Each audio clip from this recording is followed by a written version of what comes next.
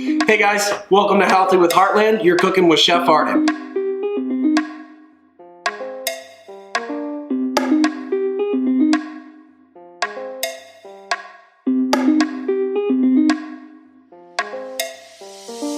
Hi, welcome back to Healthy with Heartland. I'm your host, Chef Arden. Now today we are going to be working with one of my favorite things to grill in the summertime. This is the flank steak. It is just so tender, so full of flavor, doesn't require a lot of cooking, but you can really get a nice hard sear and char on this thing, and it's big enough for everyone in the family to enjoy. This is coming from our Creekstone Farms.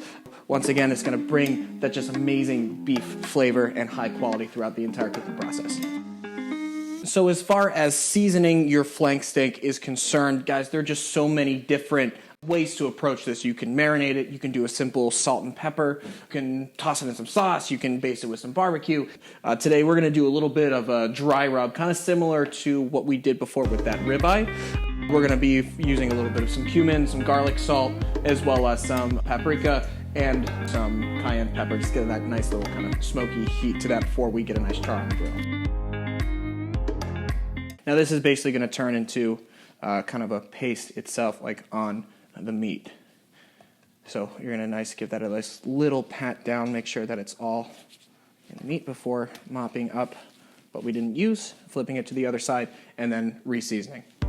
Now the flank steak is seasoned with our dry rub. We're going to transfer that on a plate, and we're going to take this out to the grill just to get that nice char on that. Let's go. We have our grill to just about 475 degrees. Before we start grilling, it's always important just to use a little bit of oil, wipe it down. You want to use your hand, kind of find your hot spot on the grill. We're not looking to burn it. There's a difference between getting a char for flavor and just carbonizing the whole thing. You want to find a nice hot spot in the grill. We're going to be aiming for about a rare to medium rare for this. With your tongs, you want to just lay that down. You want to hear that nice sizzle sear on that.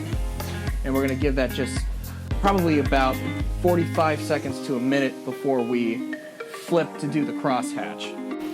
All right, now it's time to get this puppy off. We can see we got that nice little char. I'm going to take that off.